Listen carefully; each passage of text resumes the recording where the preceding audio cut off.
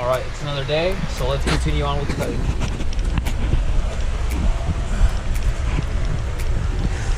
I left off yesterday just cutting up this little seam up here all the way down. And I'm cutting up down over here as well. Just gotta finish up doing this little area and this thing should be right out. So when you get into a situation like this where you can't get any blades in there, just use an angle grinder. Honestly, it's probably the safest thing than actually just jamming your blade in there, just bending it up, you know? Just make it easier on yourself. So once you've done cutting up this little area right here, it should start becoming loose and flexible, so you can just spin it down just like that. Then use this little puppy right here, and just hit it from over there, over here, all the way down to over there. Honestly, once you start cutting more and more, you can start playing with this thing and trying to, you know, bend it to where you can actually get to where you need to cut, like how I did over there. See, easy as that. Just cut all the way down through here and it just popped right out. Boom. That's easily what, like, I don't want to exaggerate, 10 pounds. Now just simply repeat what we did over here, over there. All done.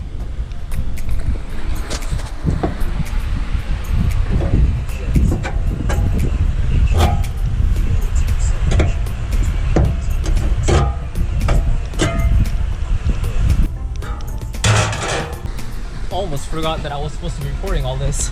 Once the buckets are out of the way, next you should start worrying about cleaning up these little edges over here. Usually what people do, or what I did on that Z, was just hit a hammer on it, just flatten them down, or you could just take one of those little spot welding drills or whatever, just drill out those little spot welds here and there.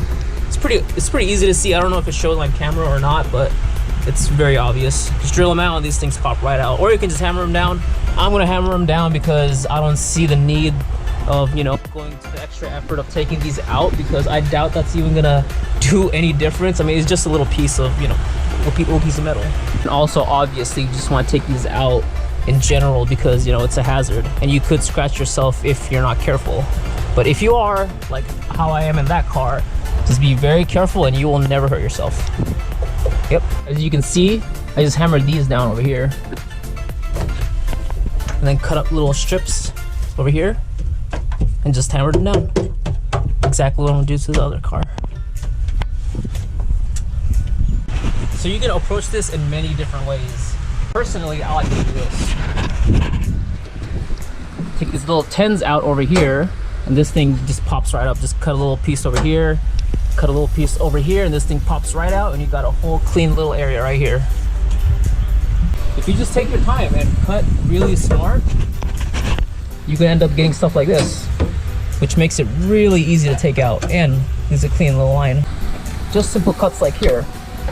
You see, just from there to there, because that little hole, and now it's free. Just work it, take your time, and it'll come right out.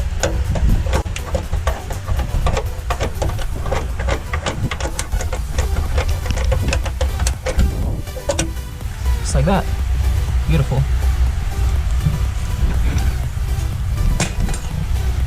Alright, we're gonna work on this whole section right here. We're gonna start by cutting from over here, which I've already done. It's basically where the pinching point meets. You see the little angle where it goes over here and it bends? That's where you want to cut. All right, you want to cut over there and right over here where it kind of like angles down. So you just want to cut right there. Flatten that down first, and then afterwards flatten this down. All right, I'm gonna call it for today. It's getting pretty dark and I'm almost done. I just gotta bang out those little panels over there. Already got them all cut up. Being in California, the sun goes down like instantly, and it's just like that. It's just pitch black. It's another day. Time to get started on the rest of the day. This agenda, getting this whole dash removed, or not all of the dash removed, most of it, so I can get to underneath, because there's like a AC box or whatever like in there somewhere. Center console stuff out, underneath the steering wheel as well. It's pretty easy, just some little bolts here and there. It's pretty straightforward if you just like wiggle everything and see where it actually notches up. Keep these as clean as I can because I actually want the interior of this car. Unlike that one, I didn't really care. I just ripped up everything and just the whole place is scratched up in there. But on this one, I want to actually keep it nice. Most of the center console stuff out. The shifter is right there. Working underneath the dash. I don't have this little, oh, where is it at? So I don't have the little piece that can fit into that. I have to wait until my buddy can bring it to me tomorrow, so yeah, can't really get to the upper half of the dash for today. I'll wait it out. I got the upper half of the passenger side out. It was pretty easy. It was just these little bolts down around here, some bolts around here, and then where this thing meets up, which would be kind of like this, some bolts down here as well. This thing was kind of a pain to get out because these little clips right here were kind of like buried in there, so just grab a hold of it and just give it a nice little yank, just here and there, just shake it around, and it should pop right out. And remember, if nothing's coming out that simple and it seems like it's struggling, just stop, because sure enough, there's a bolt somewhere you probably missed and you will break it. So take your time, be careful, and you should not mess up anything. Work on getting this airbag system out. A couple bolts around here should pop right out. Don't need airbags for the thing. I managed to get the dash loose. If it wasn't because of that little area right there, this whole thing would have come out, but you know, like I said, I don't have the bolts for the steering wheel. Taking this off is just a bolt up here. There's one down here that connects to something over here, and one right over there. Probably hard to see. Connects up there.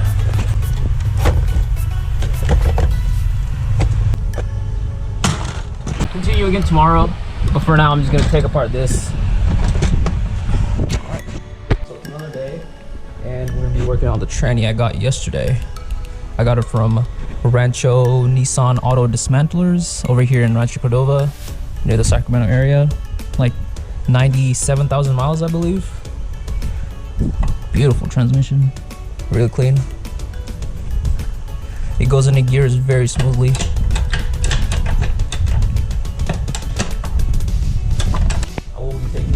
Cleaning it up. I have a shifter relocation coming in, so this will be moved a little bit forward. Getting it cleaned up and hit it with some paint.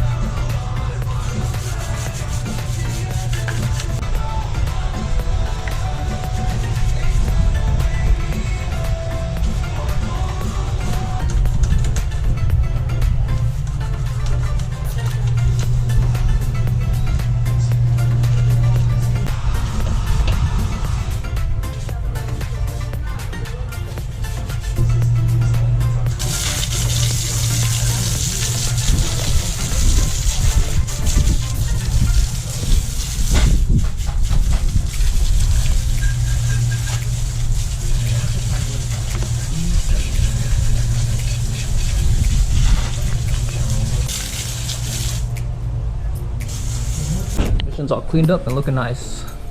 While that's drying up, I'm gonna start unboxing all the parts over here and try to get it mocked up onto the JZ, so you guys can watch me fail opening up these boxes. All right, let's get to it.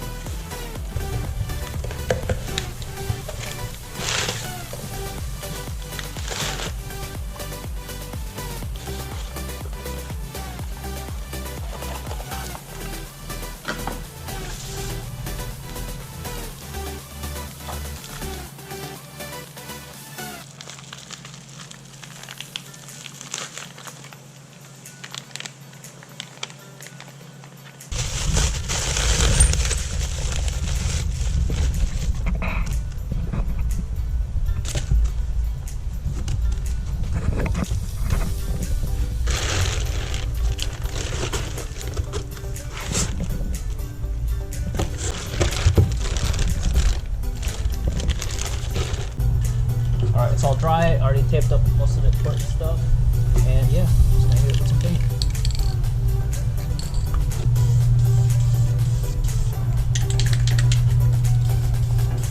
Already hit this area up here off camera, so let's keep continuing on down here.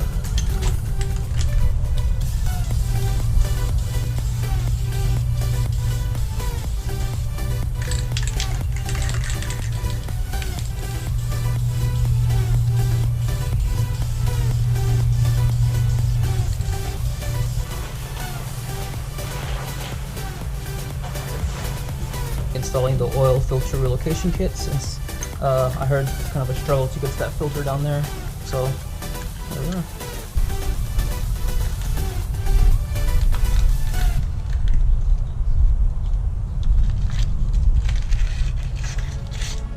This little oil filter relocation kit is actually a universal. So that being said, being universal, these parts are very generic, so this does not fit into the JZ. Went to Home Depot and bought some fittings.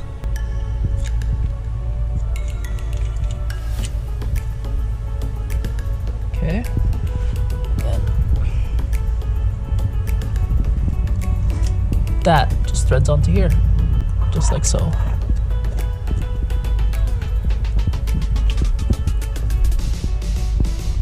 Take like a little wrench or something, stick it on here and just, you know, tighten it up.